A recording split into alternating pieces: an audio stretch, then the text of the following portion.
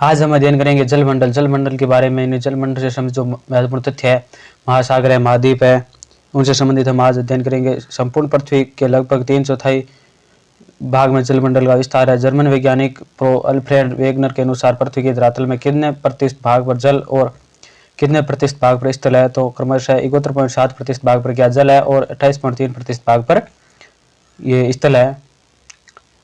तो हमारे Telegram channel है, YouTube channel LM study and job को लाइक, शेयर एंड सब्सक्राइब जरूर से जरूर करें, जिससे आने वाला नोटिफिकेशन आपको सबसे पहले मिलता रहे। ये NCERT सार संग्रह से संबंधित कक्षाएं जो लगातार चल रही है। आज ये 9वीं कक्षा है, पीछे 7 कक्षाएं कंप्लीट हो चुकी है। जो आप प्लेलिस्ट बनी हुई है हमारे चैनल यूट्यूब चैनल पर, वहाँ से जाकर देख सकते हैं। तो आज हम अध्ययन करेंगे जलमंडल के बारे में। जलमंडल के से संबंधित कौन कौन से तथ्य अध्ययन करेंगे, तो महासागर और महाद्वीपों का वितरण, महासागरीय जल,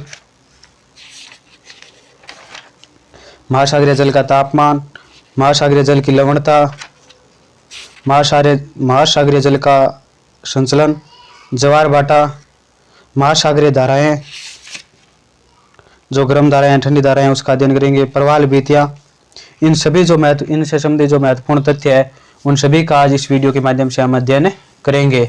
तो विलंब न करते हुए सभी आप सब्सक्राइब कर दो और वीडियो को हम स्टार्ट कर रहे हैं।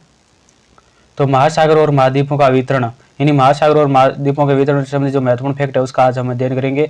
संपूर्ण पृथ्वी के लगभग 3/4 भाग में जलमंडल का विस्तार है। जर्मन वैज्ञानिक प्रो अल्फ्रेड वेगनर के अनुसार पृथ्वी के धरातल पर कितने प्रतिशत भाग पर जल और कितने प्रतिशत भाग पर स्थल का विस्तार है,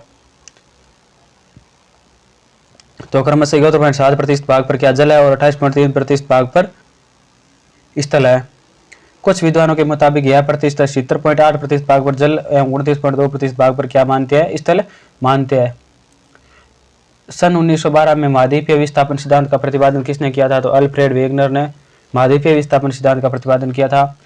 महाद्वीपीय विस्थापन सिद्धांत के अनुसार सभी महाद्वीप एक बड़े भूखंड से जुड़े हुए थे और यह भूखंड एक बड़े महासागर में से घिरा हुआ था।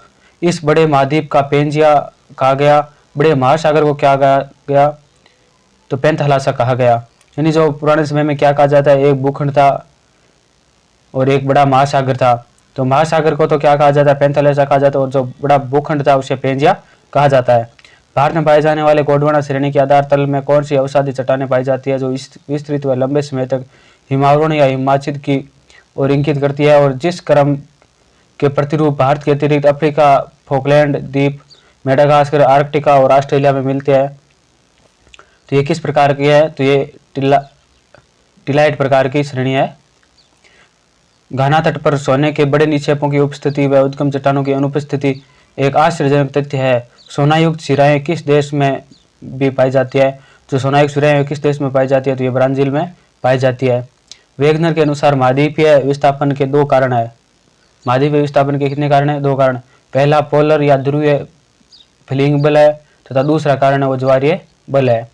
पोलर फलीइंग बल किससे संबंधित है, ये पृथ्वी के घूर्णन से संबंधित है। वह कौन सा बल है, जो सूर्य व चंद्रमा के आकर्षण से संबंध है, जिससे महासागरों में ज्वार पैदा होता है, तो ये कौन सा ज्वारीय बल है। 1930 के दशक में आर्थर होम्स ने किस सिद्धांत के तहत मेंटल भाग में सहवहन धाराओं के प्रभाव की संभावना व्यक्त की, जो धाराएं रेडियो एक्टिव तत्वों से उत्पन्न ताप भिन्नता से मेंटल भाग में उत्पन्न होती है, तो वह कौन सी है, सहवन धारा सिद्धांत का जो इन्होंने दिया है 1930 में दिया था। किसने दिया था, आर्थर होम्स ने यह सिद्धांत दिया था। गहराई या वह ऊंचाई के प्रकार के आधार पर महासागरीय तल को 3 प्रमुख भागों में विभाजित किया जा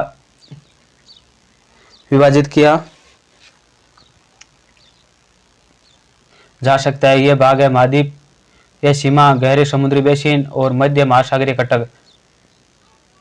इन 3 भागों में विभाजित किया जाता है। महाद्वीपीय किनारों और गहरे समुद्री बेसिनों के बीच भाग को क्या कहा जाता है, जिससे महाद्वीपीय मगन तट, महाद्वीपीय ढाल, महाद्वीपीय उपभार और गहरी सागरीय खाई आदि शामिल है, तो इसे क्या कहा जाता है, तो इसे महाद्वीपीय सीमा कहा जाता है। कौन सी कटक आपस में जुड़े हुए पर्वतों की एक श्रृंखला बनाती है, जो महासागरीय जल में डूबी हुई है, या पृथ्वी के धरातल पर पाई जाने वाली संभवतः सबसे लंबी पर्वत श्रृंखला है, तो ये कौन सी है, मध्य महासागरीय कटक पर्वत श्रृंखला है, जो महासागर के अंदर डूबी हुई है।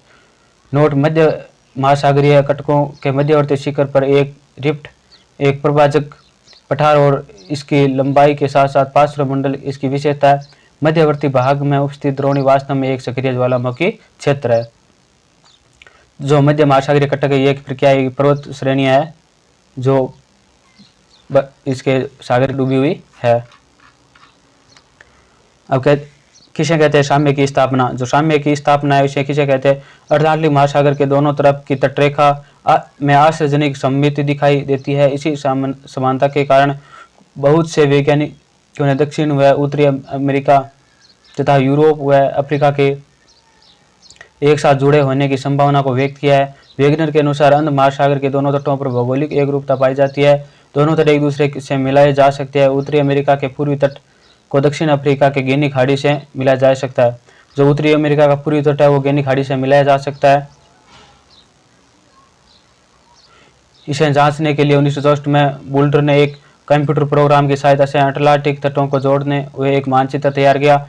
तटों का यह साम्य बिल्कुल सही सिद्ध हुआ। साम्य बिठाने की यह कोशिश आज की तटरेखा की अपेक्षा 1000 फेदम की गहराई की तटरेखा के साथ की गई थी। वेगनर ने इसे साम्य की स्थापना का नाम दिया है। यानी साम्य की स्थापना का नाम किसे दिया गया है? तो इन्होंने क्या किया, दो तटों को आपस में मिलाया, जो दूर दूर तट थे उन दो तटों को आपस में मिलाया तो ये एकदम इस प्रकार चिपक गए जान मानो ये पहले इसे ही टूटे हो। तो इसी को क्या कहा गया है? साम्य की स्थापना कहा गया है।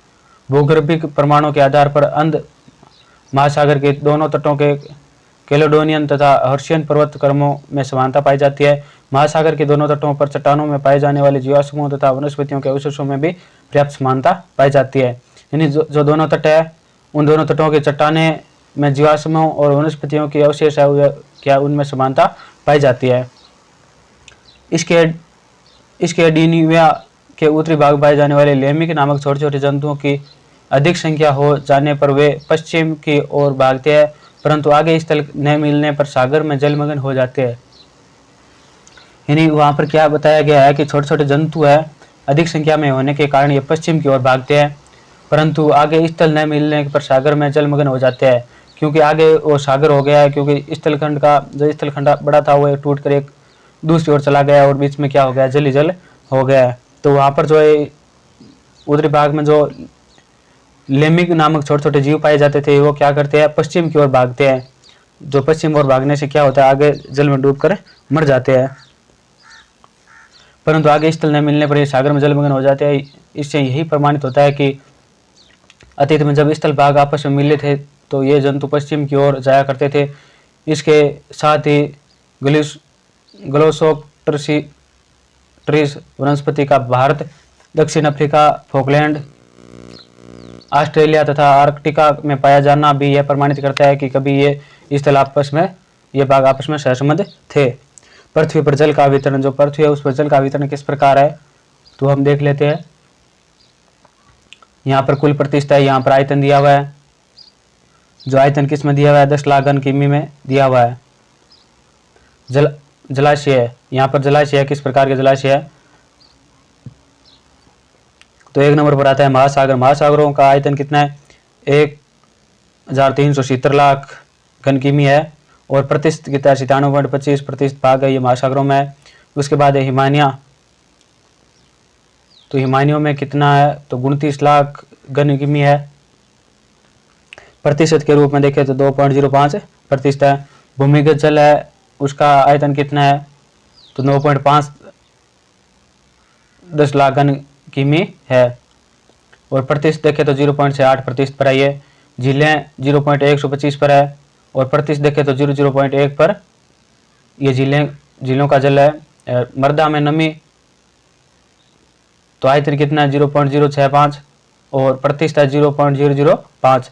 वायुमंडल में आयतन है 0.13 और कुल का प्रतिशत देखें तो 0.001% है। नदी नालों में कितना है,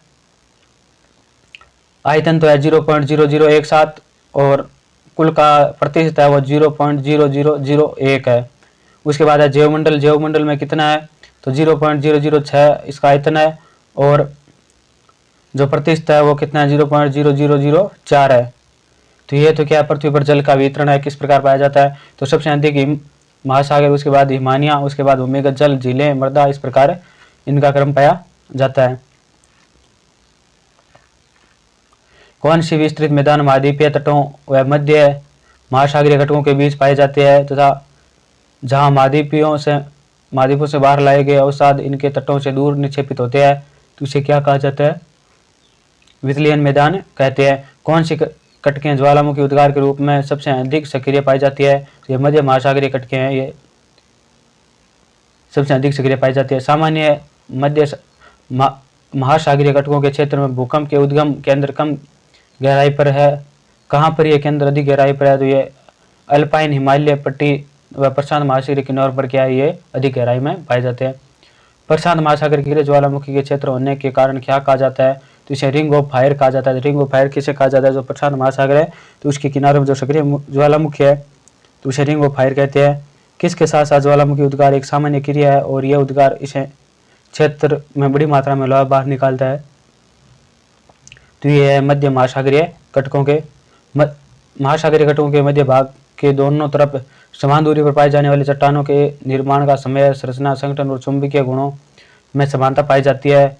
महासागरीय कटकों के समीप की चट्टानों में कौन सा घूर्णन पाया जाता है? तो इसे सामान्य चुंबकीय ध्रुवण पाया जाता है।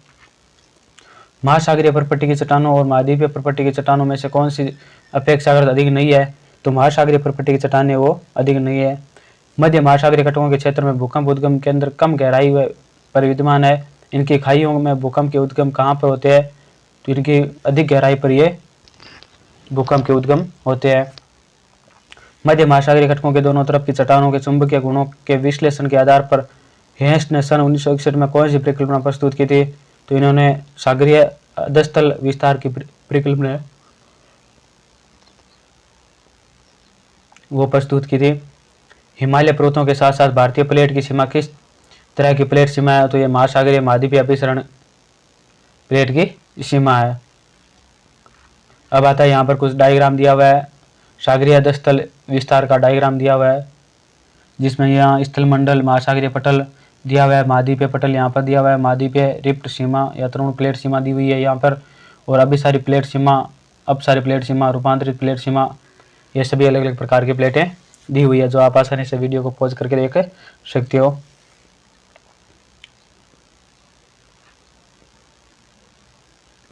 हेस के तरह के मुताबिक महासागरीय घटकों के शीर्ष पर लगातार ज्वालामुखी उद्भेदन से महासागरीय परपट्टी में विभेदन हुआ और नया लावा इस दरार को भरकर महासागरीय परपट्टी के दोनों तरफ धकेल रहा है। इसी प्रकार महासागरीय अधस्थ का विस्तार हो रहा है। महासागरीय परपट्टी का अपेक्षाकृत नवीनतम होना और इसके साथ ही एक महासागर में विस्तार से दूसरे महासागर के न सिकुड़ने पर हेंस ने महासागरीय परपट्टी के क्षेपण की बात कही है। यदि ज्वालामुखी परपट्टी से नई परपट्टी का निर्माण होता है तो दूसरी तरफ महासागरीय गर्तों में इनका विनाश भी होता है। तो इन्होंने क्या बताया है कि महासागर के अंदर जो प्लेटें होती है दो या फिर शीर्ष महासागरीय घटकों के शीर्ष पर लगातार ज्वालामुखी उद्भेदन से महासागरीय परपट्टी के विभेदन होता है। जो भूकंप होता है उसके भूकंप क्या जो ज्वालामुखी होती है तो उससे क्या जो लावा बाहर निकलता है तो लावा जो दरार में पड़ जाता है तो वहाँ धीरे धीरे जमने लग जाता है, जिससे क्या होता है कि दो प्लेटों या दो स्थानों को अलग कर देता है फिर समय के साथ में। अब आता है जल चक्र के घटक एवं प्रक्रियाएं। यानी जो जल चक्र है उसके किस प्रकार घटक और प्रक्रिया है उसका अध्ययन करेंगे। यहाँ पर घटक दिए हुए हैं और यहाँ पर प्रक्रिया दी हुई है। महासागरों में संग्रहित जल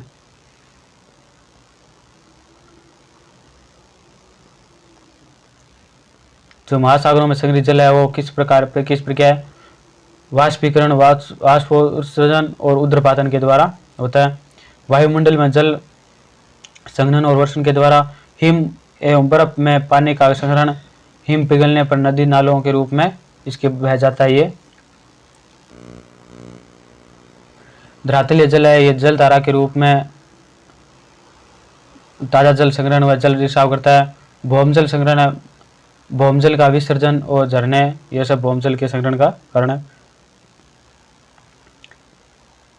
सागरीय तल विस्तार अवधारणा के बाद महाद्वीपों व महासागरों के वितरण के अध्ययन में फिर से रुचि पैदा हुई है। इस दौरान प्रतिपादित किस सिद्धांत के अनुसार पृथ्वी का स्थल मंडल 7 मुख्य प्लेटों व कुछ छोटी प्लेटों में विभक्त है तथा नवीनवलित पर्वत श्रेणियाँ, खाइयाँ और भ्रंश इन मुख्य प्लेटों के को सीमांकित करते हैं, तो इसे प्लेट विवर्तनिक सिद्धांत कहा जाता है। प्लेट विवर्तनिक संबंधी सामग्री अध्याय 5 में देखेंगे। देखिए मतलब ये अध्याय 5 है, ये हमने कंप्लीट करा दिया। जो आप हमारी प्ले लिस्ट बनी हुई है एनसीईआरटी सार संग्रह से संबंधित, वहाँ पर जो 5वीं का क्लास है वो आप जाकर देख सकते हैं। वहाँ पर प्लेट विवर्तनिक संबंधी जो महत्वपूर्ण तथ्य है वो सभी दिए हुए हैं। अब आता है महासागरीय जल। जल पृथ्वी पर रहने वाले सभी प्रकार के जीवों के लिए आवश्यक घटक है। पृथ्वी सौरमंडल का एकमात्र ज्ञात जलीय ग्रह है, इसलिए पृथ्वी को किस नाम से बुलाया जाता है, तो इसे नीला ग्रह के नाम से बुलाया जाता है। जल के महासागर से धरातल पर और धरातल से महासागर तक पहुंचने की प्रक्रिया को क्या कहा जाता है? जो पृथ्वी पर, इसके नीचे व पृथ्वी के ऊपर वायुमंडल में जल के संचलन की व्याख्या करता है, तो इसे जलीय चक्र कहा जाता है। नोट: जलीय चक्र पृथ्वी के जलमंडल में विभिन्न रूपों गैसों, तरल एवं ठोस जल का परिसंचरण है। इसका संबंध महासागरीय, वायुमंडल, भूपृष्ठ, अधस्तल और जीवों के बीच जल के सतत आदान प्रदान से भी है। पृथ्वी के पाए जाने वाले जल का कितना भाग महासागरों में पाया जाता है? तो ये लगभग 71% भाग है वो महासागरों में पाया जाता है। नोट: शेष जल ताजे जल के रूप में हिमानियों, हिमटोपी, भूमिगत जल, झीलों, मृदा में आर्द्रता, वायुमंडल, सरिताओं और जीवों में संग्रहित होता है। जो ताजा जल है वो कितने प्रतिशत पर है लगभग? तो ये 29% पर है। और जो महासागरों का जल है वो 71% पर है, जो क्या है, खारा है। अब आता है विश्व के प्रमुख महासागर। यहाँ पर महासागरों के नाम दिए हुए हैं और यहाँ पर संपूर्ण क्षेत्रफल का प्रतिशत, और यहाँ पर है गहराई, सर्वाधिक गहराई कहाँ पे है। यहाँ पर क्षेत्रफल दिया हुआ है जो लाख वर्ग किलोमीटर में स्थित है। 1 नंबर पर प्रशांत महासागर आता है, जिसका टोटल क्षेत्रफल समुद्री क्षेत्र का प्रतिशत है 45.7%। और सबसे गहराई कहाँ पर है? तो मैरियाना ट्रेंच में सबसे गहराई है, और इसका क्षेत्रफल कितना है? 1652.4 है। अटलांटिक महासागर, तो इसका संपूर्ण क्षेत्रफल का प्रतिशत कितना है? 22.8% है। इसमें सबसे गहरा गर्त कौन सा है? तो ये है प्यूर्टो गर्त है, और इसका क्षेत्रफल कितना है? 823.6। उसके बाद है 3 नंबर हिंद महासागर, इसका संपूर्ण प्रतिशत क्षेत्रफल का प्रतिशत है 20.3%। और सबसे गहराई पर है सुंड्रा ट्रेंच, और इसका क्षेत्रफल है 735.5 है। आर्कटिक का क्षेत्रफल कितना है? तो 3.9, और इसकी गहराई कहाँ है? तो 77 डिग्री 45 मिनट उत्तर में ये सबसे गहरा है, और इसका क्षेत्रफल कितना है? तो 139.8 है, लाख वर्ग किमी है। अन्य सागर है जो 7.3% है संपूर्ण महासागर का, और ये कहाँ पर है? तो 175 डिग्री पश्चिम में है, और इसका क्षेत्रफल कितना है? तो 266.0 है। ये जो थे महासागर। जो सबसे बड़ा महासागर कौन सा है? प्रशांत महासागर, उसके बाद अटलांटिक, उसके बाद हिंद, आर्कटिक, इस प्रकार ये सागरों का क्रम दिया हुआ है जो आप देख सकते हैं। उसके अब आता है हिंद महासागर।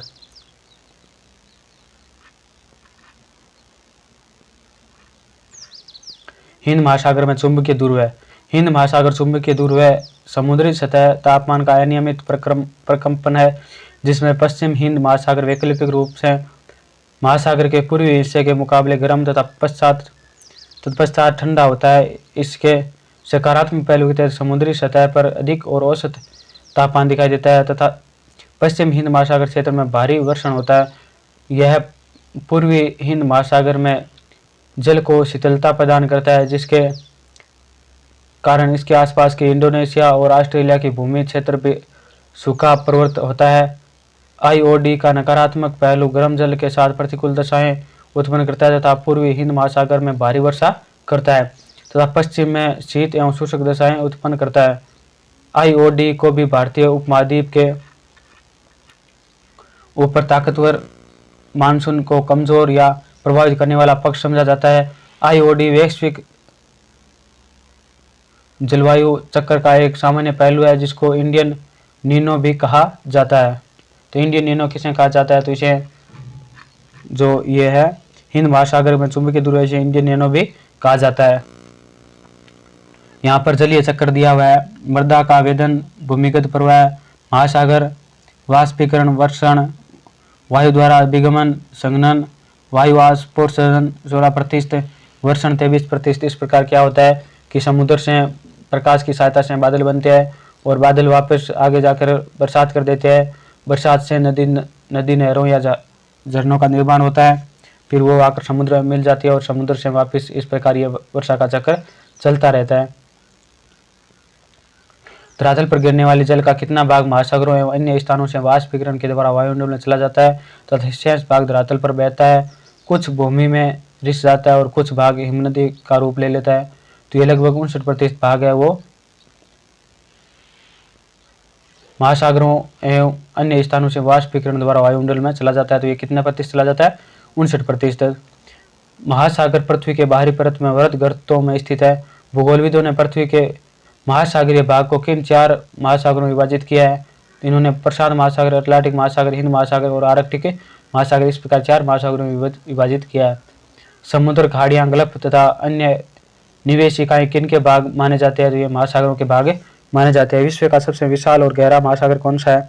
तो प्रशांत महासागर है, विश्व का सबसे गहरा और विशाल महासागर है। प्रशांत महासागर 16 करोड़ 52 लाख वर्ग किमी क्षेत्र में फैला हुआ है। यह महासागर संपूर्ण भूखंड का कितना भाग घेरे हुए है? तो ये संपूर्ण भूखंड का 40% भाग घेरे हुए, जो हमने ऊपर बता दिया आपको, आराम से गौर से देख लेना। 8 करोड़ 24 लाख वर्ग किमी क्षेत्र में फैला विश्व का दूसरा सबसे बड़ा महासागर कौन सा है, जो उत्तरी और दक्षिणी दोनों गोलार्धों में विस्तृत है? तो वो है अटलांटिक या अंध महासागर है, जो दोनों गोलार्धों में फैला। प्रशांत महासागर की औसत गहराई कितनी है? तो 4280 मीटर है और अटलांटिक महासागर की औसत गहराई 4229 मीटर है। विश्व की महत्वपूर्ण बंदरगाह किस महासागर के तट पर स्थित है? तो अटलांटिक महासागर पर विश्व की महत्वपूर्ण बंदरगाह स्थित है। अटलांटिक या अंध महासागर की आकृति अंग्रेजी के अक्षर की भांति है। प्रशांत महासागर का आकार कैसा है? तो प्रशांत महासागर का आकार त्रिभुजाकार है और अंध महासागर या अटलांटिक महासागर का आकार कैसा है? तो अश्क के आकार का है।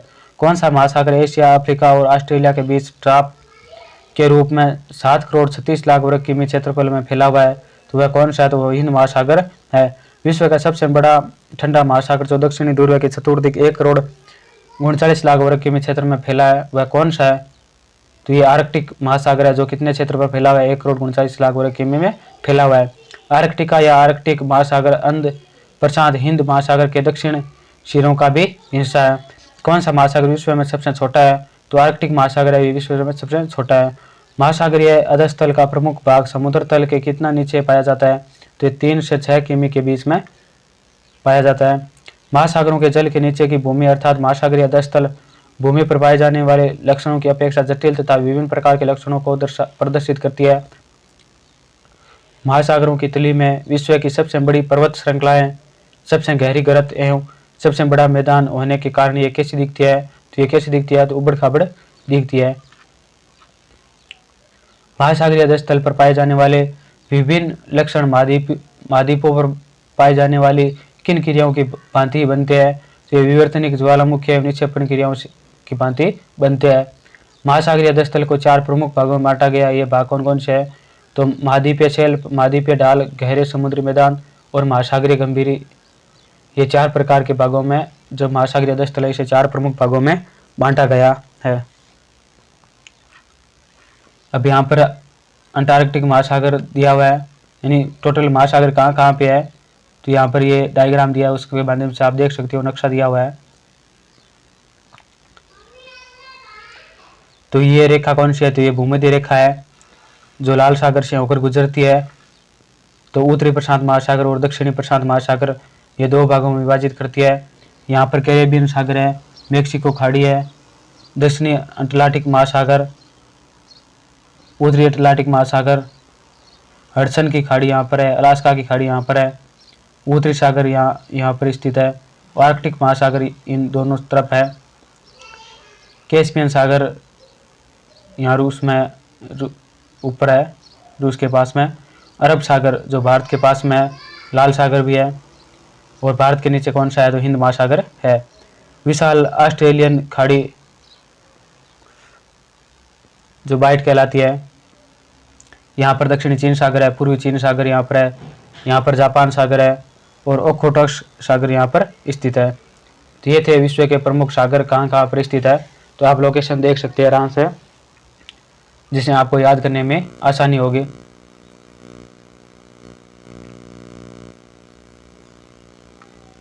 दक्षिणी दोलन सूचकांक किसे कहते हैं? तो दक्षिणी दोलन सूचकांक ऑस्ट्रेलिया के पोर्ट डार्विन और फ्रेंच पोलिनेशिया के बीच वायुदाब के अंतर से संबंधित सूचकांक है। नकारात्मक SOI प्रशांत महासागरीय वोलर शेल को कमजोर करता है, जिससे हिंद महासागर वोकर शेल शक्तिशाली हो जाता है। इसके परिणाम स्वरूप हेडली शेल भारतीय भूभाग में विस्थापित हो जाता है और मानसून कमजोर पड़ जाता है। ऐसी स्थिति में सामान्य 2 से 5 वर्षों में उत्पन्न होती है। जिस वर्ष पेरू में तट पर एल नीनो यानी प्रति विश्वतीय गर्म सागरीय स्ट्रीम धाराएं का जन्म होता है, उस वर्ष दक्षिणी दोलन सूचकांक भारत में नकारात्मक होता है। जो दक्षिणी दोलन सूचकांक है ये भारत में क्या होता है? जब एल नीनो बनता है तो नकारात्मक होता है। नोट ईस्ट विभाजन के अतिरिक्त महासागरीय तली पर कुछ बड़े तथा छोटे उच्चावच संबंधी लक्षण भी पाए जाते हैं, जैसे कटक पहाड़ियाँ, समुद्री टीले, निगमन, द्वीप, खाइयाँ आदि पाए जाते हैं। सागर तल को धीरे धीरे कम होता जाता है और किसी महाद्वीप को घेरता है तो क्या कहलाता है? तो इसे महाद्वीपीय शेल्फ कहा जाता है। प्रत्येक महाद्वीप के विस्तृत सीमांत को क्या कहा जाता है? जो अपेक्षाकृत उथले समुद्रों तथा खाड़ियों से घिरा होता है तो उसे महाद्वीपीय शेल्फ कहा जाता है। महाद्वीपीय शेल्फ महासागर का सबसे उथला भाग है, जिसकी औसत प्रवणता कितनी होती है? तो मात्र 1 डिग्री या उससे भी कम होती है। महाद्वीपीय शेल्फ अत्यंत तीव्र ढाल पर समाप्त होता है, जिसे क्या कहा जाता है? तो इसे शेल्फ अवकाश कहा जाता है। महाद्वीपीय शेल्फों की चौड़ाई एक महासागर से दूसरे महासागर में भिन्न होती है। महाद्वीपीय शेल्फों की औसत चौड़ाई कितनी होती है? तो ये 80 किलोमीटर होती है। कुछ सीमांतों के साथ शेल्फ नहीं होते तथा अत्यंत संकीर्ण होते हैं। इसके प्रमुख उदाहरण कौन से है? तो ये चिली के तट एवं सुमात्रा के पश्चिमी तट इसके उदाहरण है। विश्व की सबसे बड़ा शेल्फ कौन सा है जिसकी चौड़ाई 1500 किलोमीटर है? तो साइबेरियन शेल्फ है, जो आर्कटिक महासागर में स्थित है। यहाँ पर महासागर अधस्थल के उच्चावच के रूप में यहाँ पर कुछ चित्र दिए हुए हैं, अलग अलग प्रकार से हैं, वो देख सकते हैं आप।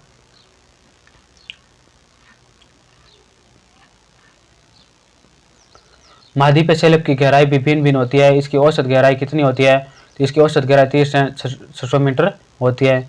महाद्वीपीय शेल्फ पर अवसादों की मोटाई भी अलग अलग होती है। ये अवसाद भूमि से नदियाँ, हिमनदियाँ तथा पवन द्वारा पाए जाते हैं और तरंगों तथा धाराओं द्वारा वितरित किए जाते हैं। महाद्वीपीय शेल्फों पर लंबे समय तक प्राप्त तलछटी अवसाद किस प्रकार के ईंधनों के स्रोत बनते हैं? तो ये जीवाश्म ईंधनों के स्रोत बनाते हैं।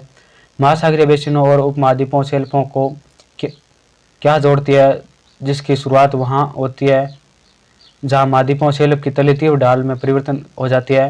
तो ये क्या होती है? महाद्वीपीय ढाल जोड़ती है आपस में। महाद्वीपीय ढाल वाले प्रदेश की प्रवणता 2 से 5 डिग्री के बीच तथा गहराई 200 मीटर एवं 3000 मीटर के बीच होती है। ढाल का किनारा क्या इंगित करता है? तो ढाल का किनारा महाद्वीप की समाप्ति को इंगित करता है।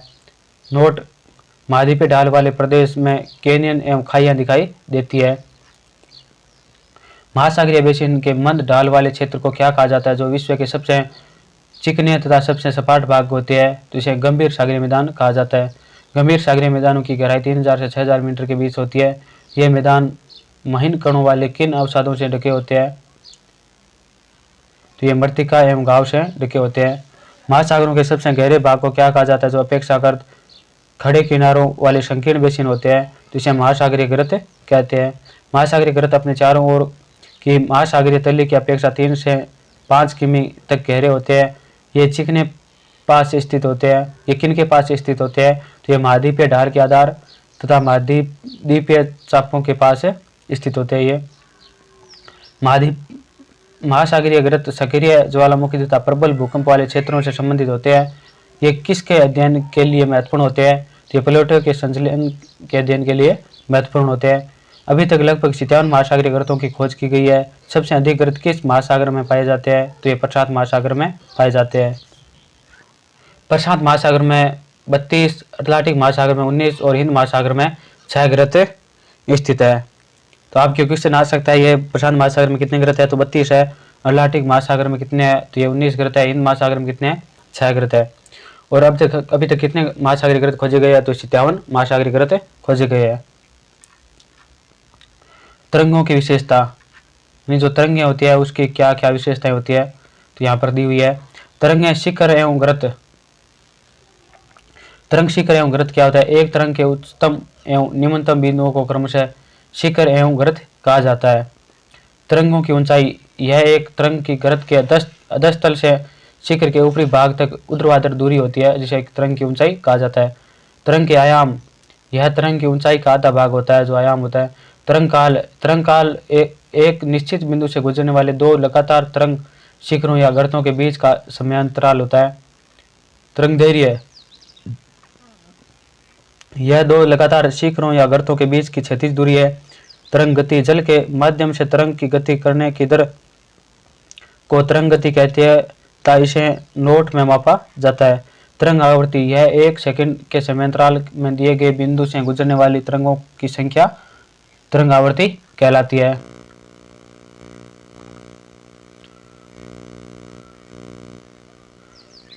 मेरियाना गर्त पृथ्वी के पानी में सर्वाधिक गहरा गर्त है जो प्रशांत महासागर में स्थित है। जावा खाई या गर्त किस महासागर में सबसे गहरी खाई है? तो हिंद महासागर में ये जावा खाई या गर्त है जो सबसे गहरा है।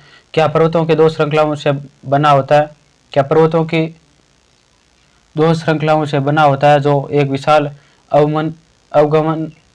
अवनमन द्वारा अलग किए जाते हैं? तो ये क्या होते हैं? मध्य महासागरीय कटक होते हैं। महासागरीय पर्वत श्रृंखलाओं के शिखर की ऊंचाई 2500 मीटर तक हो सकती है। इनमें से कुछ समुद्र की सतह तक भी पहुंच सकती है। इसका सर्वोत्तम उदाहरण कौन सा है? तो इसका सर्वोत्तम उदाहरण हवाईयन आइसलैंड है।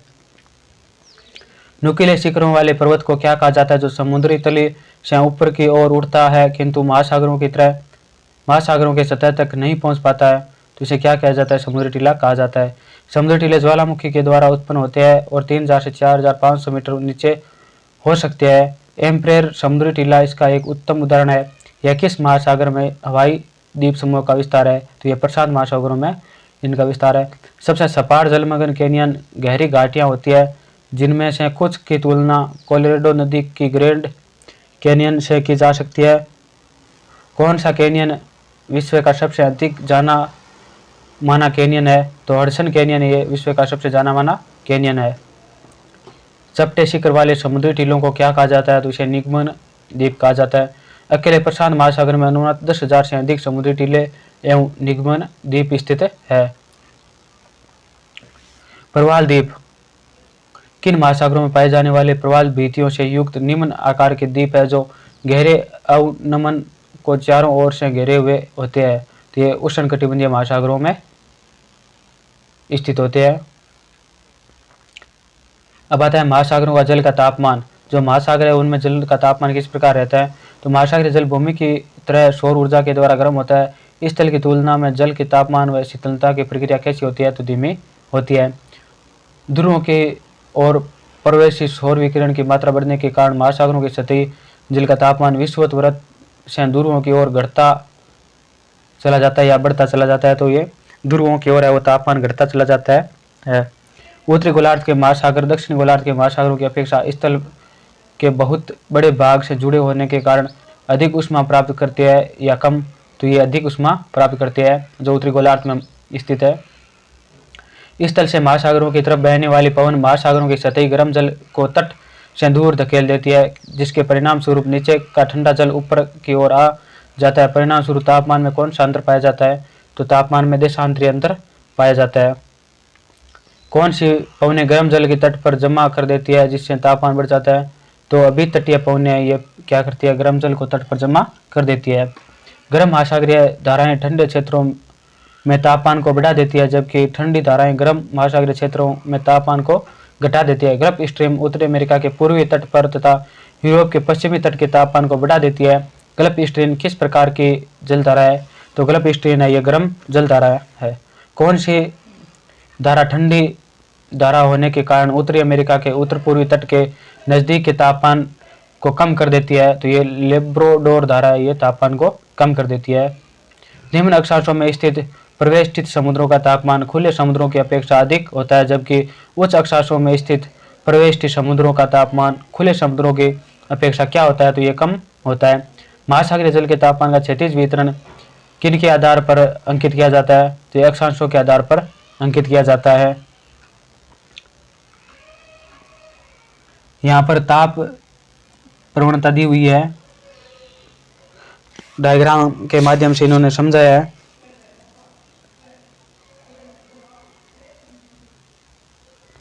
तो इस प्रकार तापमान ये घटता बढ़ता रहता है। विषुवत रेखा से ध्रुवों की ओर बढ़ने पर तापक्रम घटता जाता है। तापक्रम गिरने का क्रम प्रत्येक अक्षांश में कितने डिग्री होता है? तो ये मात्र 0.5 डिग्री होता है। निम्न अक्षांशों से उच्च अक्षांशों की तरह जाने पर दोनों गोलार्धों पर तापमान बढ़ता जाता है या घटता जाता है? तो तापमान गिरता जाता है। महासागरों में ताप गहराई की ओर कम होता जाता है क्योंकि ताप का स्रोत सूर्य ही है। महासागरों में सूर्य की किरणें कितनी गहराई तक ही जा सकती है? तो 183 मीटर तक ही जा सकती है। बढ़ती गहराई के साथ महासागरीय जल का तापमान घटता जाता है। महासागरों के सतही जल एवं गहरी परतों के बीच एक सीमा होती है जो समुद्री सतह से कितने नीचे प्रारंभ होती है एवं कई 100 मीटर नीचे तक जाती है? तो यह लगभग 100 से 400 मीटर तक होती है। वह सीमा क्षेत्र जहाँ तापमान में तीव्र गिरावट आती है को क्या कहा जाता है? उसे ताप प्रवणता कहा जाता है। जल के कुल आयतन का कितना भाग गहरे महासागरों में ताप प्रवणता के नीचे पाया जाता है? जिस क्षेत्र में तापमान 0 डिग्री सेल्सियस पहुंच जाता है लगभग 90% है। तो जिस क्षेत्र में तापमान 0 डिग्री सेल्सियस पहुंच जाता है वो कितना है? तो लगभग 90% है। मध्य एवं निम्न अक्षांशों में महासागरों के तापमान की संरचना को सतह से तली की ओर कितने परतों वाली प्रणाली के रूप में समझा जाता है? तो ये 3 परतों वाली प्रणाली के रूप में समझा जाता है। पहली परत गर्म महासागरीय जल की सबसे ऊपरी परत होती है जो लगभग 500 मीटर मोटी होती है। इसका तापमान कितना होता है? तो इसका तापमान 20 से 25 डिग्री के बीच में होता है। उष्णकटिबंधीय क्षेत्रों में पहली परत पूरे वर्ष उपस्थित होती है। मध्य अक्षांशों में यह किस ऋतु में विकसित होती है? तो मध्य अक्षांशों में यह ग्रीष्म ऋतु में विकसित होती है। दूसरी परत की ताप प्रवणता परत कहा जाता है। दूसरी परत को क्या कहा जाता है? ताप प्रवणता परत कहा जाता है, जिसमें गहराई के बढ़ने के साथ तापमान में तीव्र गिरावट आती है तथा यहाँ थर्मोक्लाइन की मोटाई कितनी होती है? तो यहाँ जो ताप प्रवणता होती है इसकी मोटाई कितनी होती है? तो 500 से 1000 मीटर तक होती है। तीसरी परत बहुत अधिक ठंडी होती है तथा कहाँ तक विस्तृत होती है? तो ये गंभीर महासागरीय तली तक विस्तृत होती है। आर्कटिक एवं अंटार्कटिक वर्तों में सतही जल का तापमान 0 डिग्री सेंटीग्रेड के निकट होता है, इसलिए गहराई के साथ तापमान में बहुत कम परिवर्तन होता है। यहाँ ठंडे पानी की केवल एक ही परत पाई जाती है। यानी जो ध्रुव है आर्कटिक और अंटार्कटिक वर्तों पर, तो वहाँ पर क्या पाया जाता है? तापमान में भिन्नता कम पाई जाती है। यानी 0 डिग्री के समतल की सभी जगह तापमान समुद्र की गहराई तक पाया जाता है, कोई तापमान में अंतर नहीं पाया जाता। यह परत कहाँ पर विस्तृत है? यह सतह से गंभीर महासागरीय तली तक विस्तृत है। महासागरों की सतह के जल का औसत तापमान लगभग 27 डिग्री सेंटीग्रेड होता है और यह विषुवत वृत्त से ध्रुवों की ओर क्रमिक ढंग से क्या होता जाता है? तो ये कम होता जाता है। महासागरों का उच्चावच तापमान सदैव उनकी ऊपरी सतहों पर होता है क्योंकि वे सूर्य की ऊष्मा को प्रत्यक्ष रूप से प्राप्त करते हैं। यह ऊष्मा महासागरों के निचले भागों में किस प्रक्रिया से पारितोषित होती है? तो ये संवहन क्रिया से होती है। गहराई के साथ साथ महासागरीय जल के तापमान में कमी आने लगती है। कितनी गहराई तक तापमान बहुत तीव्र गति से गिरता है तथा उसके बाद तापमान घटने की दर कम हो जाती है? तो ये 200 मीटर गहराई तक तापमान है वो तीव्र गति से गिरता है, उसके बाद तापमान कम गिरता है। महासागरीय जल का तापमान के बारे में हम जो महत्वपूर्ण फैक्ट थे वो हमने सभी पढ़ लिया है। अब आता है महासागरीय जल की लवणता। जो महासागरीय जल में जो खारापन है उसके बारे में अध्ययन करेंगे। चाहे वर्षा का जल हो या महासागरों का प्रकृति में उपस्थित सभी जलों में खनिज लवण घुले हुए होते हैं। समुद्री जल में घुले हुए नमक की मात्रा को कैसे निर्धारित करने में किया जाता है? तो ये लवणता से इसका निर्धारण किया जाता है। लवणता का परिकलन 1000 ग्राम यानी 1 किलोग्राम समुद्री जल में घुले हुए नमक ग्राम की मात्रा के द्वारा किया जाता है। इसे प्राकृतिक रूप में व्यक्त किया जाता है तो इसे प्रति 1000 ग्राम या पीपीटी के रूप में मापा जाता है।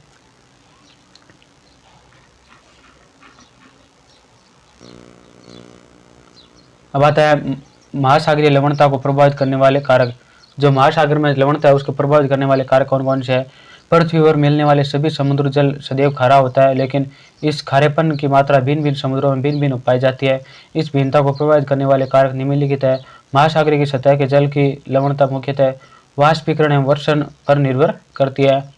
तटीय क्षेत्रों में सतह के जल की लवणता नदियों के द्वारा लाए गए ताजे जल के द्वारा तथा ध्रुवीय क्षेत्रों में बर्फ हुआ जमने और पिघलने की प्रक्रिया से सबसे अधिक प्रभावित होती है। पवन भी जल को एक क्षेत्र से दूसरे क्षेत्र में स्थानांतरित करके लवणता को प्रभावित करता है। महासागरीय धाराएं भी लवणता में भिन्नता उत्पन्न करने में सहायता करती है। जल की लवणता तापमान एवं घनत्व परस्पर संबंधित होती है, इसलिए तापमान अथवा घनत्व में किसी भी प्रकार का परिवर्तन किसी क्षेत्र की लवणता को प्रभावित करता है।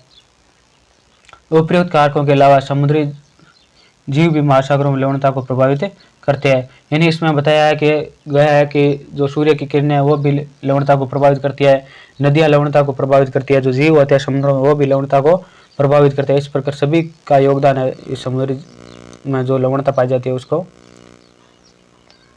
परिवर्तित करने में। कनाडा में फड़ी घाटी का ज्वार भाटा। विश्व का सबसे ऊंचा ज्वार भाटा कनाडा के नवास्कोशिया में स्थित फंडी के खाड़ी में आता है। ज्वार उबार की ऊंचाई 15 से 16 मीटर के बीच होती है, क्योंकि वहां पर 2 उच्च ज्वार एवं 2 निम्न ज्वार प्रतिदिन आती है, लगभग 24 घंटे का समय में। अतः एक ज्वार 6 घंटे के भीतर जरूर आता है। अनुमानतः ज्वारी उबार 1 घंटे में लगभग 2.4 मीटर ऊपर उड़ता है। इसका मतलब यह हुआ कि ज्वार प्रति मिनट 4 सेमी ज़्यादा ऊपर की ओर उड़ता है। अगर आप समुद्री बीच पर टहलते हुए समुद्री भ्रूण के किनारे पहुंचे जो प्राय वहां होते हैं, आप ज्वार देखना ना भूलें। अगर आप 1 घंटे तक वहां हैं तब आप पाएंगे कि जहां से आपने शुरू किया था वहां पहुंचने के पहले ही पानी आपके सिर के ऊपर होगा। तो इस प्रकार क्या हर समय ज्वार आता रहता है। समुद्री जल में घुले हुए नमक। जो समुद्री जल में नमक घुले हुए है वो इस प्रकार यहाँ पर प्रति किलोग्राम जल में नमक का ग्राम दिया हुआ है।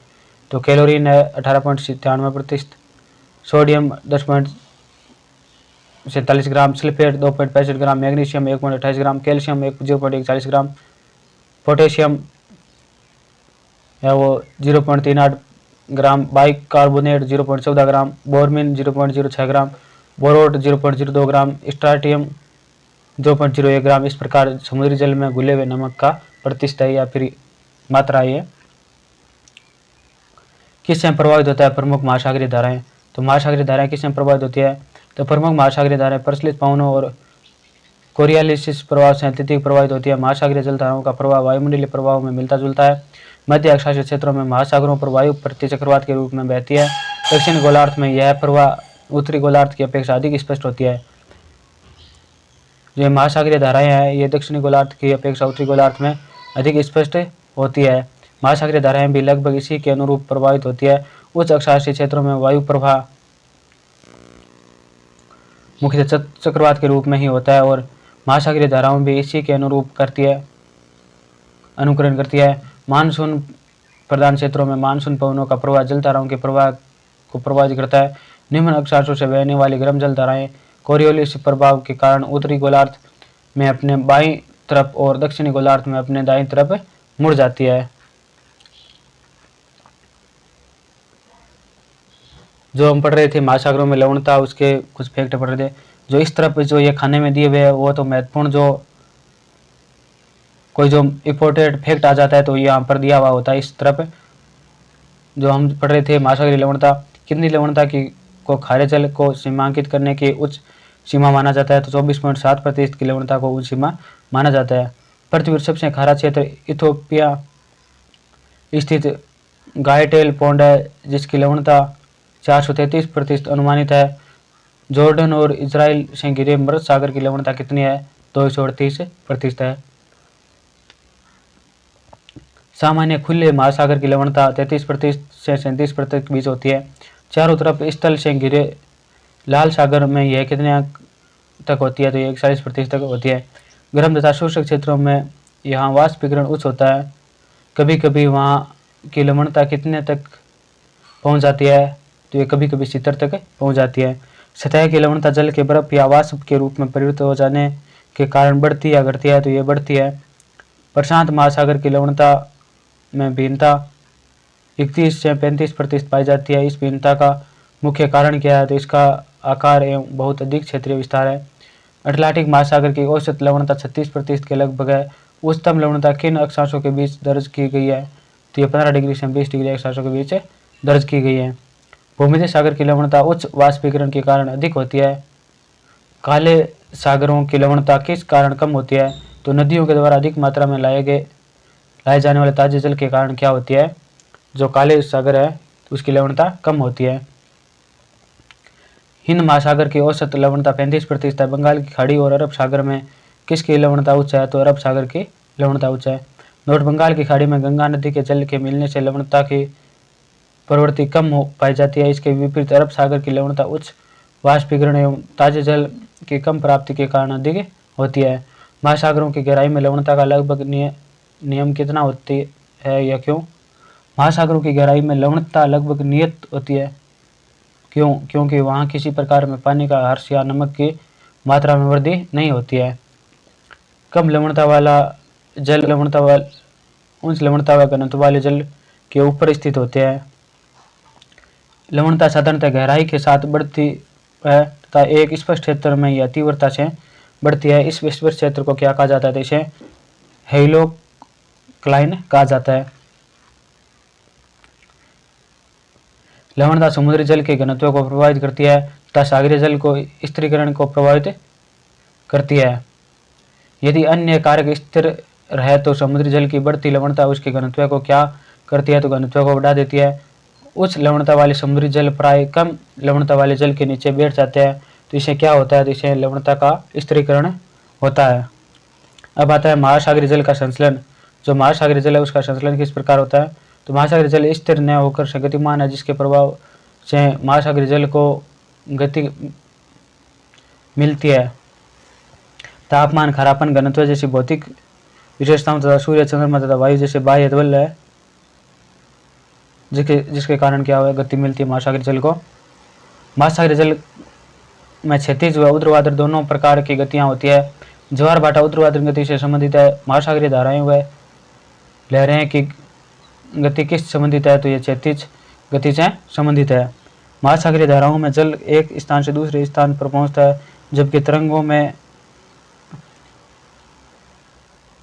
बसी जल गति करता है तो ये नहीं करता है।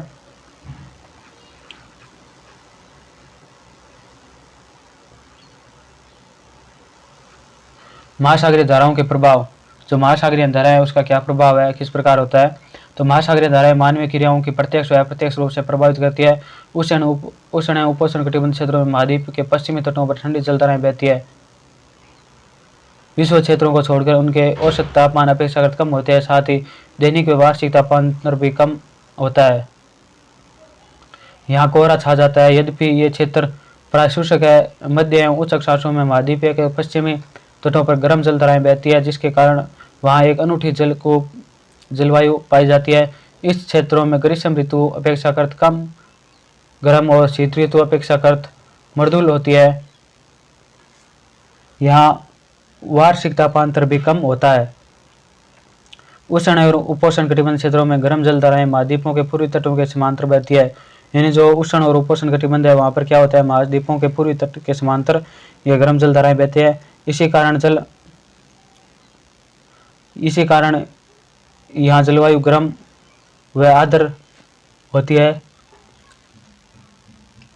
यह क्षेत्र उपोष्ण कटिबंध के प्रति चक्रवातीय क्षेत्रों के पश्चिमी किनारों पर स्थित है। यहाँ गर्म व ठंडी जलधाराएं मिलती है। वहाँ ऑक्सीजन की आपूर्ति प्लेक्टस बढ़ोतरी में सहायक होती है, जो मछलियों का प्रमुख भोजन है। संसार के प्रमुख मत्स्य क्षेत्र इन्हीं क्षेत्रों जहाँ गर्म व ठंडी जलधाराएं मिलती है में पाए जाते हैं। उसके बाद है रिया तट। तो रिया तट क्या है? ऐसा समुद्रीय क्षेत्र जो समुद्र तल से ऊंचा हो और आंतरिक भाग एवं बाहरी शक्तियों के कारण नीचे धसक कर जल से ओतप्रोत हो जाता है। तो ऐसे तटों को क्या कहा जाता है? ऐसे तटों को रिया तट कहा जाता है। उत्तरी पश्चिमी स्पेन, दक्षिणी पश्चिमी आयरलैंड, उत्तरी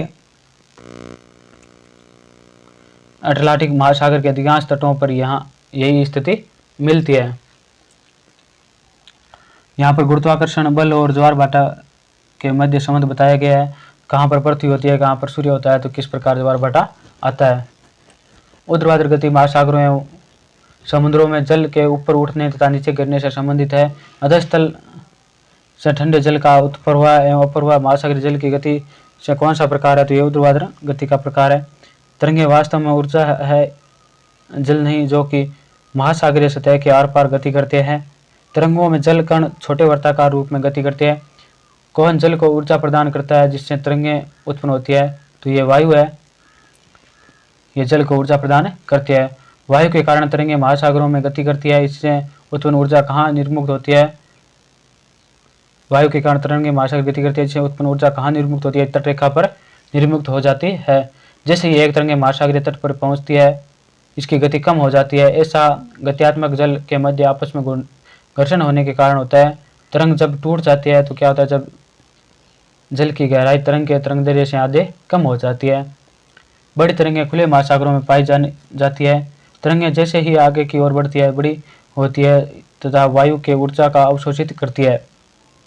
अधिकतर तरंगें किससे उत्पन्न होती है, तो अधिकतर तरंगें वायु के जल की विपरीत दिशा में गतिमान के कारण उत्पन्न होती है। जब 2 नोट या उससे कम वाले समीर शांत जल पर बहती है, तब छोटे छोटे क्या बनती है, तो उर्मिकाएं छोटी छोटी बनती है। नोट वायु की गति बढ़ने के साथ ही उर्मिकाओं का आकार बढ़ता जाता है। जब तक इनके टूटने से सफ़ेद बुलबुले नहीं बन जाते, तट के पास पहुंचने, टूटने तथा सफ़ेद बुलबुलों में सरप की भांति घुलने से पहले तरंगें हजारों किमी की यात्रा करती है। एक तरंग के उच्चतम बिंदु की तरंग शिखर, एक तरंग के उच्चतम बिंदु को तरंग शिखर कहा जाता है। निम्नतम बिंदु को क्या गर्त कहती है, तो क्या कहते हैं, तरंग गर्त कहते हैं। जल के माध्यम से तरंग की गति करने की दर को तरंग गति कहते हैं। इसे किस इकाई में मापा जाता है, तो इसे नोट में मापा जाता है। अब आता है ज्वार भाटा। इन ज्वार भाटा किस प्रकार आता है, जो समुद्र में आता है या फिर और जगह आता है। तो चंद्रमा और सूर्य के आकर्षण के कारण दिन में 1 बार या 2 बार समुद्र तल पर नियतकालिक उठने या गिरने को क्या कहा जाता है, तो इसे ज्वार भाटा कहते हैं। जलवायु संबंधी प्रभावों, वायु एवं वायुमंडलीय दाब में परिवर्तन के कारण जल की गति को क्या कहा जाता है, तो इसे महोर्मी कहा जाता है।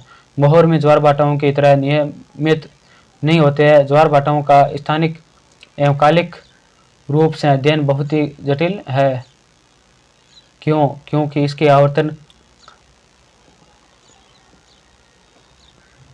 इसकी आवर्ती परिमाण तथा ऊंचाई में बहुत अधिक भिन्नता होती है। कौन से 2 बल मिलकर पृथ्वी पर 2 महत्वपूर्ण ज्वार भाटाओं को उत्पन्न करने के लिए उत्तरदायी है, तो ये गुरुत्वाकर्षण बल और अपकेंद्रीय बल है, ये ज्वार भाटा उत्पन्न करने के लिए महत्वपूर्ण उत्तरदायी है। चंद्रमा के गुरुत्वाकर्षण के कारण तथा कुछ हद तक सूर्य के गुरुत्वाकर्षण द्वारा ज्वार भाटों की उत्पत्ति होती है। दूसरा कारक अपकेंद्रीय बल है, जो गुरुत्वाकर्षण को संतुलित करता है। चंद्रमा की तरह वाले पृथ्वी के भाग पर एक ज्वार भाटा उत्पन्न होता है। जब विपरीत भाग पर चंद्रमा का गुरुत्वाकर्षण बल उसके दूरी के कारण कम होता है, तब कौन सा बल दूसरी तरफ ज्वार उत्पन्न करता है, तो यह अपकेंद्रीय बल है, वो दूसरी तरफ ज्वार उत्पन्न करता है। पृथ्वी के धरातल पर चंद्रमा के निकट वाले भाग में अपकेंद्रीय बल की अपेक्षा गुरुत्वाकर्षण बल अधिक होता है, और इसलिए यह बल चंद्रमा की ओर किसका कारण बनता है, तो यह चंद्रमा की ओर ज्वारीय उभार का कारण बनता है। चंद्रमा का गुरुत्वाकर्षण बल पृथ्वी के दूसरी तरफ कम होता है, क्योंकि यह भाग चंद्रमा में अधिक दूरी पर होता है। फिर वहाँ कौन सा बल प्रभावशाली होता है, तो वहाँ पर अपकेंद्रीय बल है, वो प्रभावशाली होता है।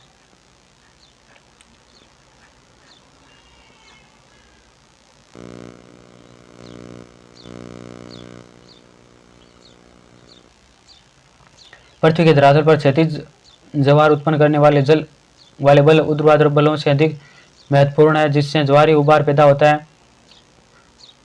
जहाँ महाद्वीपीय मगध तट अपेक्षाकृत विस्तृत है, वहाँ ज्वारीय उभार कैसे होता है, तो वहाँ पर अधिक ऊंचाई वाले पर होता है। तटों के पास ज्वारंदन व खाड़ियों की आकृति भी ज्वार भाटाओं की तीव्रता को प्रभावित करती है। किस प्रकार की खाड़ी ज्वार के परिणाम को आश्चर्यजनक तरीके में बदल देती है, तो ये शंक्वाकार खाड़ी में बदल देती है।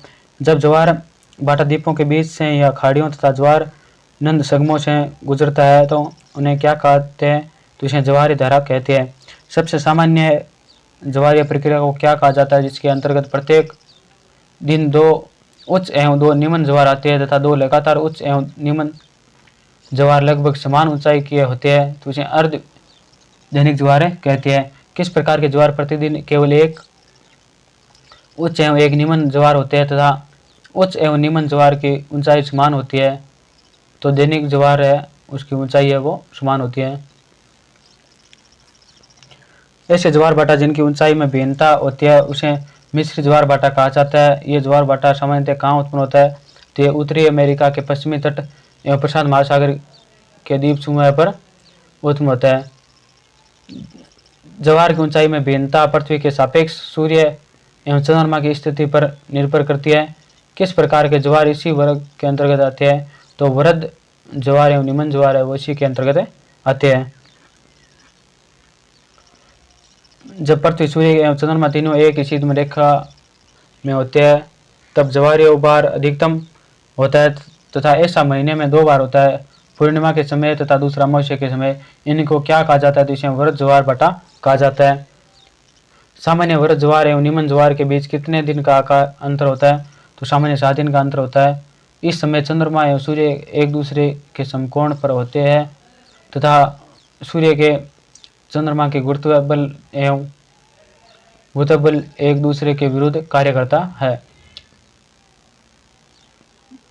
महीने में एक बार जब चंद्रमा पृथ्वी से सबसे नजदीक होता है तो असामान्य रूप से उच्च एवं निम्न ज्वार उत्पन्न होते हैं। तो इस दौरान ज्वारीय क्रम कैसा होता है, तो इसे सामान्य से अधिक और होता है। और 2 सप्ताह के बाद जब चंद्रमा पृथ्वी की अधिकतम दूरी पर होता है तब चंद्रमा का गुरुत्वाकर्षण बल सीमित हो जाता है तथा ज्वार भाटा की क्रम उनकी औसत ऊंचाई से कम होती है। उच्च ज्वार एवं निम्न ज्वार के बीच का समय जब जल स्तर ऊपर चढ़ता है तब उसे बाढ़ कहा जाता है। उस ज्वार व निम्न ज्वार के बीच का समय जब जल स्तर गिरता है तो क्या कहलाता है, तो उसे भाटा कहते हैं। ये तो थी ज्वार भाटा किस प्रकार आता है उससे संबंधित जो महत्वपूर्ण फैक्ट थे वो हमने करवा दिए। अब आता है महासागरीय धाराएं। जो महासागर में धारा है, ठंडी धाराएं और गर्म धाराएं, उनका हम अध्ययन करेंगे। सागरों एवं महासागरों में जल के एक निश्चित दिशा एवं मार्ग में प्रवाहित होने की गति को क्या कहा जाता है, जिसे महासागरीय धाराएं कहा जाता है। महासागरीय धाराएं महासागरों में नदी प्रवाह के समान है। ये धाराएं 2 प्रकार के बलों के द्वारा प्रवाहित होती है। पहला है प्राथमिक बल जो जल की गति को प्रारंभ करता है। द्वितीय बल जिसको नियंत्रित करता है। तो वो कौन सी धाराओं के प्रवाह को नियंत्रित करता है, द्वितीय बल है वो। सौर ऊर्जा, वायु गुरुत्वाकर्षण और कोरियोलिस बल महासागरीय धाराओं की गति को प्रभावित करते हैं। ये किस प्रकार के बल है, तो ये प्राथमिक बल है। सौर ऊर्जा से गर्म होकर जल फैलता है। यही कारण है कि विषुवत वृत्त के पास महासागरीय जल का स्तर मध्यम अक्षांशों की अपेक्षा कितना ऊंचा होता है, तो ये 8 सेमी अधिक ऊंचा होता है।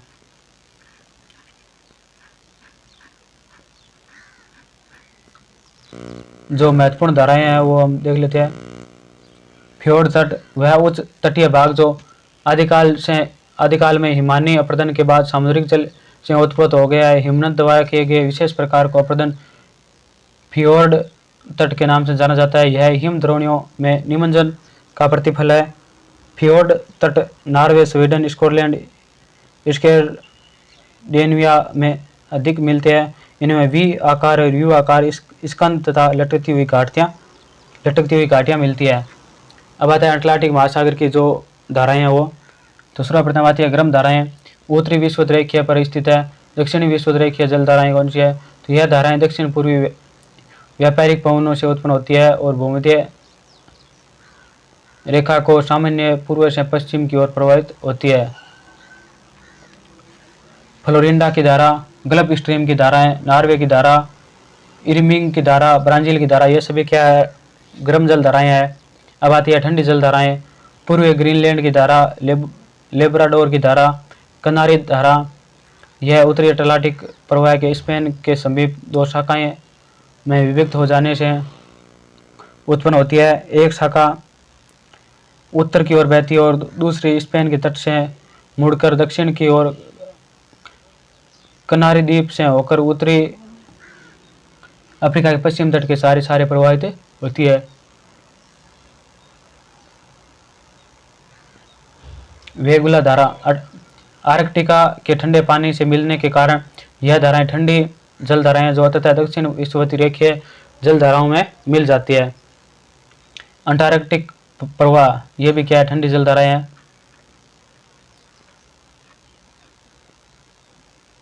फॉकलैंड धारा इसके साथ अंटार्कटिक क्षेत्र के हिमखंड दक्षिणी अमेरिका के पूर्वी तट तक बहते हुए जाते हैं। 7 नंबर है रेनियल धारा। रेनियल धारा एक उत्तर अटलांटिक धारा है जो एक ठंडी जल धारा है, बिस्के की खाड़ी में प्रवेश करती है और फ्रांस और स्पेन के उत्तरी तट पर प्रवाहित होती है। इसका नाम रेनले नामक वैज्ञानिक के नाम पर रखा गया है। यह तो थी सभी अटार्कटिक जो महासागर है, अटलांटिक महासागर है, उसके जो गर्म जल धाराएं हुए हैं। प्रशांत महासागर की धाराएं, गर्म जल धाराएं यानी प्रशांत महासागर में जो गर्म जल धाराएं हैं वो कौन कौन सी है, तो उसका हम अध्ययन करेंगे। तो 1 नंबर पर आती है उत्तरी विषुवतीय जलधारा। 2 नंबर है क्यूरेशिया जलधारा। उत्तरी भूमध्य रेखीय धारा का गर्म जल दक्षिण चीन सागर में एकत्रित होकर दक्षिण चीन के तट के टकराने लगता है। इसके बाद यह धारा सन्मार्गी पवनों एवं दक्षिण पूर्वी मानसून से प्रवाहित होकर चीनी तट के सहारे बहती हुई जापान के द्वीप समूह के निकट पहुंचती है और उसके पूर्वी तट के समांतर बढ़ती है। क्यूराइल की ठंडी धारा से मिल जाती है। तो इस प्रकार ये क्यूरेशिया जलधारा चलती है। 3 नंबर है उत्तरी प्रशांत प्रवाह, अलास्का की धारा, सुशिमा धारा, पूर्वी ऑस्ट्रेलिया धाराएं, यह सब तो थी गर्म जल धाराएं। अब आती है ठंडी जल धाराएं। क्यूराइल जलधारा, कैलिफोर्निया जलधारा, हेम्बोल्ट या पेरुवियन जलधारा, अंटार्कटिका प्रवाह और ओखोटस्क प्रवाह, यह सब क्या है, ये जो 5 धाराएं ये कौन सी है, तो ये ठंडी जल धाराएं हैं। अब आता है हिंद महासागर की धाराएं। तो हिंद महासागर में गर्म धाराएं हैं, दक्षिण विषुवतीय रेखीय जल धारा, मोजाम्बिक धारा, अगुलहास धारा, ग्रीष्मकालीन मानसून प्रवाह, ये सब कौन सी है, 4 प्रकार की ये हिंद महासागर में गर्म जल धाराएं हैं। अब ठंडी जल धाराएं कौन सी है, पश्चिमी ऑस्ट्रेलियाई धाराएं, शीतकालीन मानसून प्रवाह, सोमली धारा और दक्षिणी हिंद धारा, ये सब क्या है, ये ठंडी जल धाराएं 4 और ये ऊपर वाले 4 है ये गर्म जल धाराएं है। महासागर की सतह पर बहने वाली वायु जल को गतिमान करती है। इस क्रम में वायु एवं पानी की सतह के बीच उत्पन्न होने वाले घर्षण बल किसको प्रभावित करता है, तो यह जल की गति को प्रभावित करता है। गुरुत्वाकर्षण के कारण जल नीचे बैठता है और यह एकत्रित जल किस में भिन्नता लाता है, तो यह दाब प्रवणता में भिन्नता लाता है। कोरियालिस बल के कारण उत्तरी गोलार्ध में जल गति की दिशा के दाहिनी तरफ और दक्षिणी गोलार्ध में बाईं ओर प्रवाहित होता है। इसके चारों ओर बहाव को क्या कहा जाता है, तो इसके चारों ओर बहाव को वल्य कहा जाता है। वल्य के कारण सभी महासागरीय बेसिनों में किस प्रकार की धाराएं उत्पन्न होती है, तो वर्ताकार धाराएं उत्पन्न होती है। पानी के घनत्व के अंतर महासागरीय जल धाराओं की किस गति को प्रभावित करता है, तो यह ऊर्ध्वाधर गति को प्रभावित करता है। अधिक खारा जल निम्न खारे जल की अपेक्षा ज्यादा सघन होता है। इस प्रकार ठंडा जल और गर्म जल में कौन सा अपेक्षाकृत अधिक सघन होता है, तो ठंडा जल है वह अधिक सघन होता है। सघन जल नीचे बैठता है जबकि हल्के जल की प्रवृत्ति ऊपर उठने की होती है। ठंडे जल वाली महासागरीय धाराएं तब उत्पन्न होती है जब ध्रुवों के पास वाले जल नीचे बैठते हैं। ठंडी जल धाराएं किस ओर गति करती है, तो ये विषुवत की ओर गति करती है। गर्म जल धाराएं विषुवत से सतह के साथ होते हुए किस ओर जाती है और ठंडे जल का स्थान लेती है, तो ध्रुव की ओर जाती है। यानी जो विषुवत पर जो जल धाराएं है, ये गर्म जल धाराएं होती है, ये ध्रुवों की तरफ जाती है ठंडे होने के लिए। महासागरीय धाराओं की पहचान उनके प्रवाह से होती है। सामान्यतः धाराएं सतह के निकट सर्वाधिक शक्तिशाली होती है। इनकी गति कितनी होती है, तो इनकी गति 5 नॉट से अधिक होती है। गहराई में महासागरीय धाराओं की गति धीमी हो जाती है। यह गति कितनी तक होती है, तो यह 0.5 नॉट से भी कम तक होती है।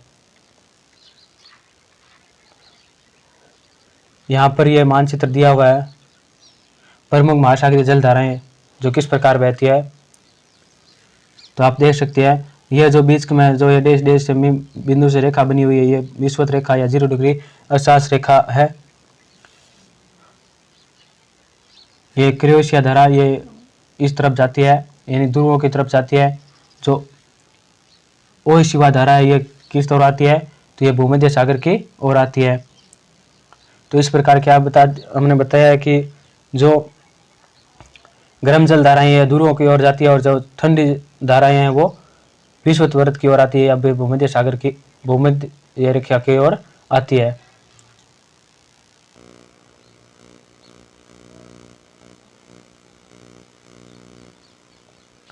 धारा की शक्ति का संबंध उसकी गति से होता है। हम किसी धारा की गति को उसके वाह के रूप में जानते हैं। वाह को किस इकाई में मापा जाता है तो वाह को नोट के रूप में मापा जाता है। महासागरीय धाराओं को उनकी गहराई के आधार पर ऊपरी या सतही जल धारा व गहरी जल धारा में वर्गीकृत किया जा सकता है। महासागरीय जल का 10% भाग सतही या ऊपरी जल धारा है। यह धाराएं महासागरों में कितनी गहराई तक उपस्थित होती है तो ये 400 मीटर तक उपस्थित होती है। महासागरीय जल का 90% भाग गहरी जलधारा के रूप में है, यानी जो 90% भाग है वो क्या है, गहरी जलधारा के रूप में। ये जलधाराएं महासागरों में किसकी भिन्नता के कारण बहती है तो ये घनत्व एवं गुरुत्व की भिन्नता के कारण बहती है। उच्च अक्षांशीय क्षेत्रों में जहां तापमान कम होने के कारण घनत्व अधिक होता है वहां गहरी जलधाराएं बहती है। क्योंकि यहाँ अधिक घनत्व के कारण पानी नीचे की तरफ बैठ जाता है, इस कारण क्या होता है, गहरी जलधाराएं बहती है। महासागरीय धाराओं को तापमान के आधार पर किन दो जलधाराओं में वर्गीकृत किया जाता है तो गर्म एवं ठंडी जलधाराओं के रूप में वर्गीकृत किया जाता है। ठंडी जलधाराएं ठंडा जल गर्म जल क्षेत्रों में लाती है। ऐसा दोनों गोलार्धों में निम्न व मध्य अक्षांशीय क्षेत्रों में होता है। यह महाद्वीपों के किस तट पर बहती है तो ये पश्चिम तट पर बहती है। उत्तरी गोलार्ध के उच्च अक्षांशीय क्षेत्रों में ठंडी जलधाराएं महाद्वीपों के किस तट पर बहती है तो महाद्वीपों के जो ठंडी जलधाराएं ये पूर्वी तट पर बहती है। गर्म जलधाराएं गर्म जल को ठंडे जल क्षेत्रों में पहुंचाती है और प्राय दोनों गोलार्धों के किन अक्षांशीय क्षेत्रों में महाद्वीपों के पूर्वी तट पर बहती है तो निम्न एवं मध्य अक्षांशीय क्षेत्रों में बहती है। उत्तरी गोलार्ध में ये जलधाराएं किन अक्षांशीय क्षेत्रों में महाद्वीपों के पश्चिम तट पर बहती है तो ये उच्च अक्षांशीय क्षेत्रों में बहती है। महासागरीय जलधाराएं भी वायुमंडलीय प्रवाह की भांति गर्म अक्षांशों से उष्मा को स्थानांतरित करती है। विषुवत एवं उष्णकटिबंधीय क्षेत्रों की गर्म जलधाराएं ध्रुवों की तरफ जाती है। आर्कटिक एवं अंटार्कटिक क्षेत्रों की ठंडी जलधाराएं किस ओर प्रवाहित होती है तो यह उष्णकटिबंधीय व विषुवत ये क्षेत्रों की ओर प्रवाहित होती है।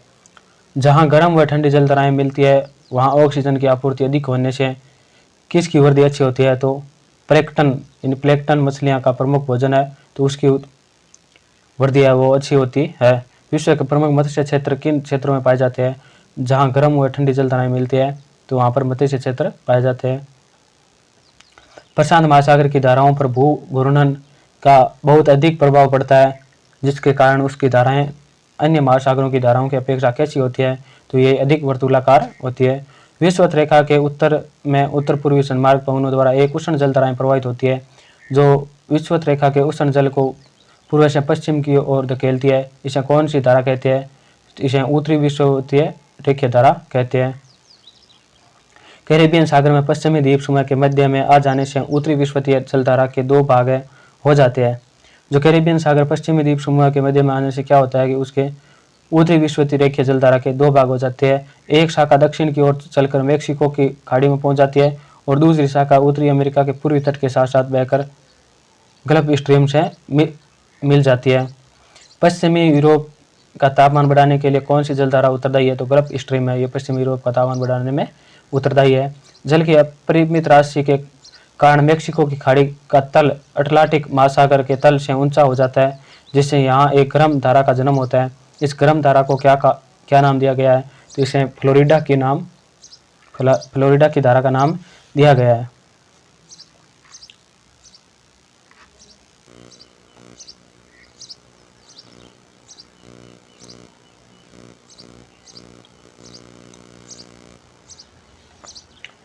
गल्फ स्ट्रीम की गर्म जलधारा 20 डिग्री उत्तरी अक्षांश के पास मेक्सिको की खाड़ी से उत्पन्न होकर उत्तर पूर्वी दिशा की ओर 60 डिग्री उत्तरी अक्षांश तथा पश्चिमी यूरोप के तटीय तट तक प्रवाहित होती है। यह धारा कहाँ जाकर समाप्त हो जाती है तो यह उत्तरी अटलांटिक द्वीप में जाकर समाप्त हो जाती है। लेब्राडोर की धारा एक ठंडी धारा है जो किस द्वीप के दक्षिण पूर्व में खाड़ी की गर्म धारा से मिलकर भारी कोहरा उत्पन्न करती है तो यह न्यू फाउंडलैंड द्वीप पर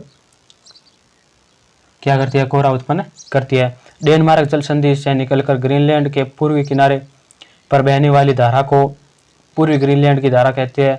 यह किस प्रकार की जलधारा है? तो ये ठंडी जलधारा है। कौन सी धारा दक्षिण पूर्वी व्यापारिक पवनों से उत्पन्न होती है जो भूमध्य रेखा के समांतर पूर्व से पश्चिम की ओर प्रवाहित होती है? तो यह दक्षिण विषुवतीय रेखीय धारा है। बेगवेला की धारा एक ठंडी धारा है जो प्लेट नदी के मुहाने के समीप पछुआ हवाओं के मार्ग में पड़कर किस दिशा की ओर बहने लगती है? तो यह पूर्व की ओर बहने लगती है। उस उत्तर अटलांटिक धारा को क्या कहती है जो बिस्के की खाड़ी में प्रवेश करती है और फ्रांस और स्पेन के उत्तरी तट पर प्रवाहित होती है? तो इसे रेनेले धारा कहते हैं। उत्तरी तथा दक्षिणी गोलार्ध को सन्मार्गी पवनों द्वारा प्रवाहित उत्तरी व दक्षिणी मध्यवर्ती धाराओं का जल भूमध्यवर्ती क्षेत्र में संग्रहित होकर पवनों द्वारा प्रवाहित भूघूर्णन से प्रवाहित हो पश्चिम से पूर्व की ओर बहने वाली एक धारा के रूप में बहने लगती है।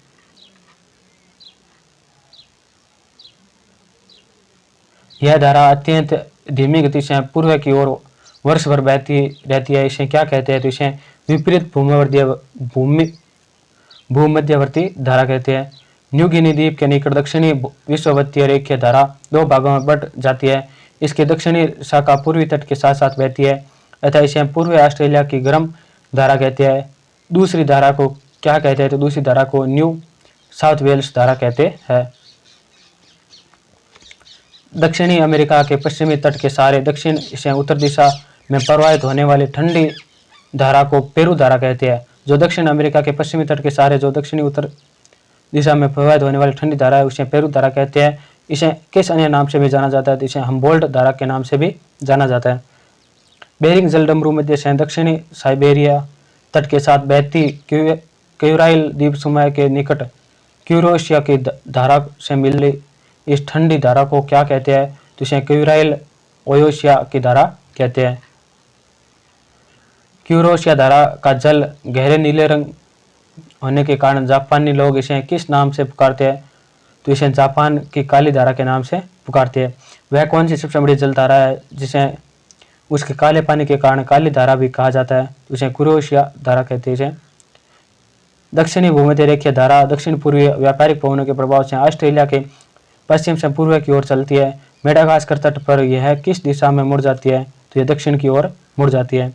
दक्षिणी भूमध्य धारा मेडागास्कर द्वीप के दक्षिणी छोर से टकराकर अफ्रीकी महाद्वीप के दक्षिणी छोर से अगुलहास अंतरीप की ओर प्रवाहित होती है। यहाँ से इस धारा को क्या नाम हो जाता है? तो अगुलहास इस धारा का नाम हो जाता है। अगुलहास धारा स्थानीय पवनों के प्रभाव से दक्षिण की ओर मुड़कर किस में जा मिलती है? तो अटार्कटिक ड्रिप में जाकर मिल जाती है। एक गर्म धारा मोजाम्बिक चैनल में होकर अफ्रीका की ओर बढ़ती है। अगुलहास धारा से जा मिलती है किस नाम से जानी जाती है? तो ये मोजाम्बिक धारा के नाम से जानी जाती है। ये तो थी जो महासागरों की धाराएं थी, गर्म धाराएं और ठंडी धाराएं, उसके बारे में जो महत्वपूर्ण फैक्ट थे वो हमने देख लिए हैं, पढ़ लिए हैं। अब आती है प्रवाल भित्तियाँ। जो प्रवाल भित्तियाँ होती है उसके बारे में। महासागरों या समुद्र में विभिन्न प्रकार के जीव जंतु पाए जाते हैं जिसमें प्रवाल सर्वप्रमुख है। इसे अन्य किस नाम से जाना जाता है? तो इसे मूंगा के नाम से जाना जाता है। प्रवाल भित्तियाँ या प्रवाल शैल श्रेणियाँ समुद्र के भीतर स्थित चट्टानों है जो प्रवालों द्वारा छोड़े गए किस पदार्थ से निर्मित होती है? तो ये कैल्शियम कार्बोनेट जो पदार्थ छोड़ा जाता है उससे निर्मित होती है। प्रवाल भित्तियों का निर्माण कोरल पोलिप्स नामक जीवों के कैल्शियम कार्बोनेट से निर्मित अस्थि पंजरों के अलावा कार्बोनेट तलछट से भी होता है जो इन जीवों के ऊपर हजारों वर्षों से जमा हो रहा है। तो इससे क्या होता है कि ये प्रवाल भित्तियाँ है या फिर मूंगा द्वीप है उसका निर्माण हो जाता है या प्रवाल भित्ति का निर्माण होता है।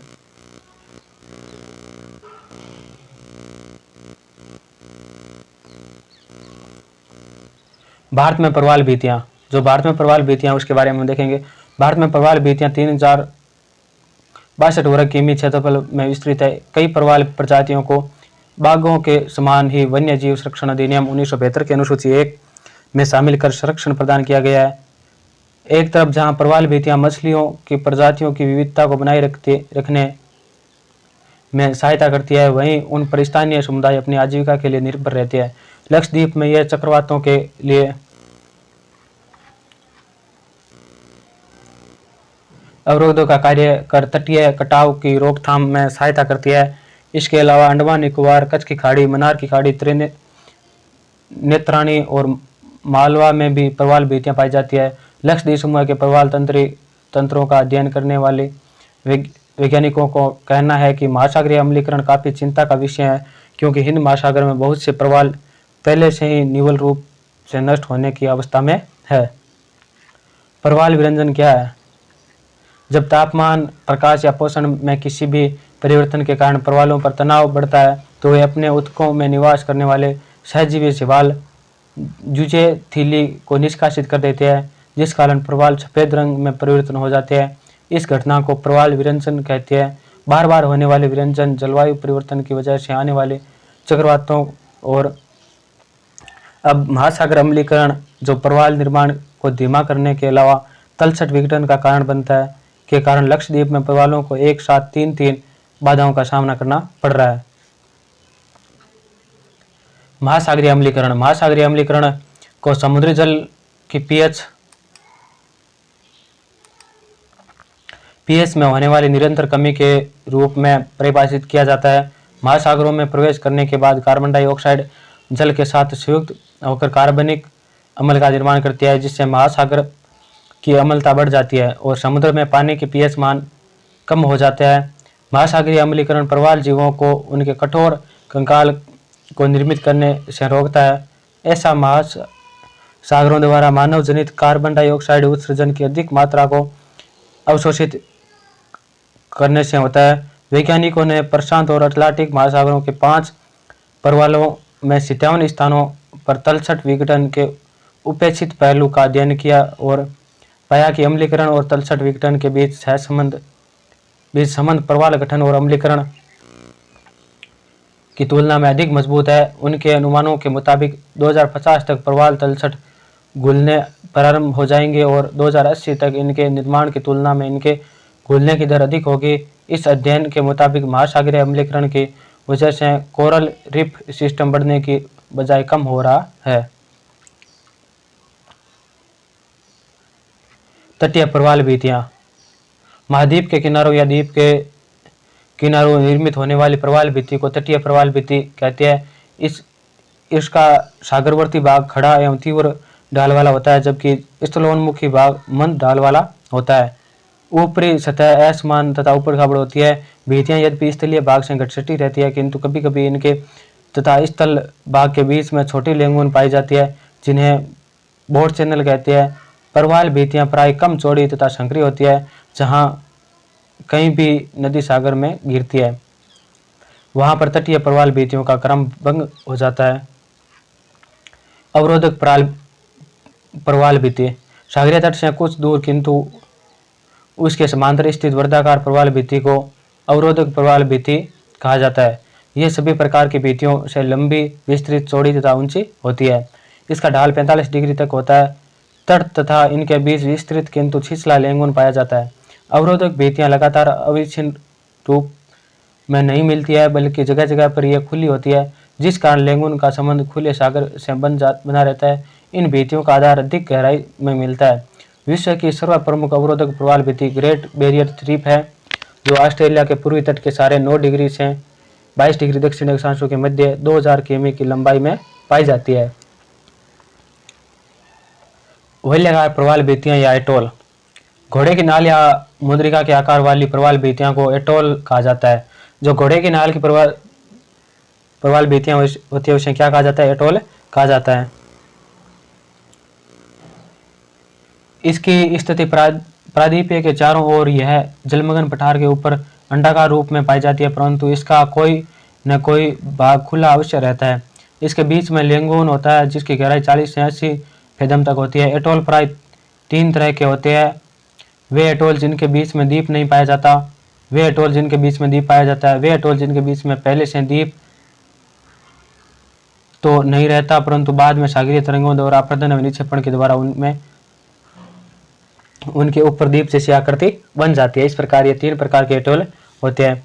ग्रेट बैरियर रीफ ऑस्ट्रेलिया के पूर्वी तट पर स्थित ग्रेट बैरियर रीफ दुनिया की सबसे बड़ी और प्रमुख प्रवाल रोधिका है। यह ऑस्ट्रेलिया के क्वींसलैंड के उत्तर पूर्वी तट में मरीन पार्क के समांतर 1200 मील तक फैली हुई है।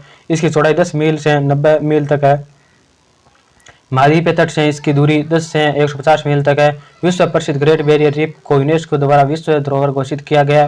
ग्रेट बैरियर रीफ लंबे समय से प्रदूषण, कोरल ब्लीचिंग और क्राउन ऑफ थॉर्न नामक स्टार फिश के हमलों के कारण क्षतिग्रस्त हो रहा है।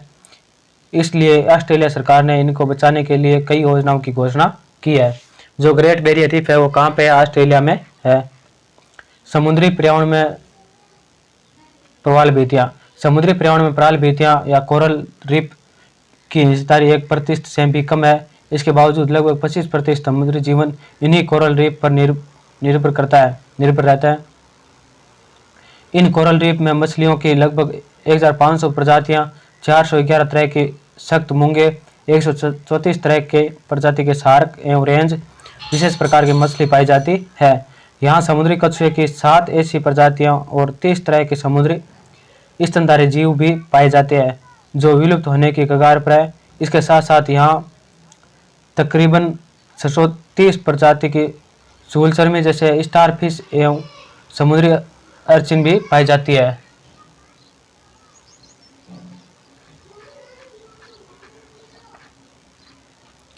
प्रवाल मुख्य रूप से उष्णकटिबंधीय क्षेत्रों में पाए जाते हैं। इनके जीवित रहने के लिए कितने तापक्रम की आवश्यकता होती है? तो लगभग 20 से 21 डिग्री सेंटीग्रेड तापमान की आवश्यकता होती है। प्रवाल उष्ण एवं उथले या कम गहरे सागरीय क्षेत्रों में पाए जाते हैं। यह पर्याप्त ऑक्सीजन तथा सूर्य के प्रकाश नहीं मिलने के कारण कितनी गहराई में मर जाते हैं? तो 200 से 250 फीट की अधिक गहराई में मर जाते हैं। प्रवाल के विकास के लिए सबसे जल जरूरी होता है। इसके लिए अवसाद हानिकारक क्यों होते हैं? क्योंकि अवसादों के कारण प्रवालों का मुख बंद हो जाता है और वे मर जाते हैं। अत्यधिक प्रवणता और लवणता भी प्रवाल के विकास को हानिकारक होती है। कितनी सागरीय लवणता इसके विकास के लिए उपयुक्त होती है? तो मात्र 27 से 30% मात्रा है वो उपयुक्त होती है। विश्व के सर्वाधिक प्रवाल किस क्षेत्र में पाए जाते हैं? तो हिंद प्रशांत क्षेत्र में सर्वाधिक प्रवाल पाए जाते हैं। विश्व में पाए जाने वाले कुल प्रवालों का कितना हिस्सा दक्षिण पूर्वी एशिया क्षेत्र, दक्षिणी फिलीपींस से पूर्वी इंडोनेशिया और पश्चिमी न्यू गिनी तक में पाया जाता है? तो लगभग 30% पाया जाता है। भारतीय समुद्री क्षेत्र मन्नार की खाड़ी, लक्षद्वीप और अंडमान निकोबार द्वीप आदि किससे निर्मित है? तो प्रवालों से निर्मित है। समुद्री जैव विविधता के भंडार होने की वजह से प्रवाल भित्तियों को क्या कहा जाता है? तो महासागरों का वर्षावन कहा जाता है। प्रवाल भित्तियों को विश्व के सागरीय जैव विविधता का क्या माना जाता है? तो उसे उष्ण स्थल माना जाता है या हॉटस्पॉट जिसे अंग्रेजी में कहते हैं। प्रवाल कठोर संरचना वाले चूना प्रधान जीव सेलेंट्रेटा पोलिप्स होते हैं। इन प्रवालों की कठोर सतह के अंदर सहजीवी संबंध से कौन से रंगीन शैवाल पाए जाते हैं? तो जुजेइथिली शैवाल पाए जाते हैं। शैल भित्तियां समुद्र तट से थोड़ी दूर हटकर पाई जाती है, जिससे इनके बीच क्या बन जाता है? तो इनके बीच छिछले लेंगुन बन जाते हैं। कौन सा समुद्री जीव कैरिल पोलिप पर पलता है और उन्हें खाते हुए प्रवाल भित्ति को नष्ट कर देता है? तो ये क्राउन ऑफ थॉर्न्स या कोटस या स्टारफिश, ये इस प्रकार का जीव होता है जो प्रवाल भित्तियों को नष्ट कर देता है। स्टारफिश ने पिछले 40 वर्षों में इसने प्रवाल भित्ति को बहुत अधिक नुकसान पहुंचाया है। महाद्वीपीय किनारों या द्वीप के किनारे निर्मित होने वाली प्रवाल भित्तियों को क्या कहा जाता है? जिसके सागरवर्तीय भाग खड़ा एवं तीव्र ढाल वाला होता है, तो इसे तटीय प्रवाल भित्तियां कहा जाता है।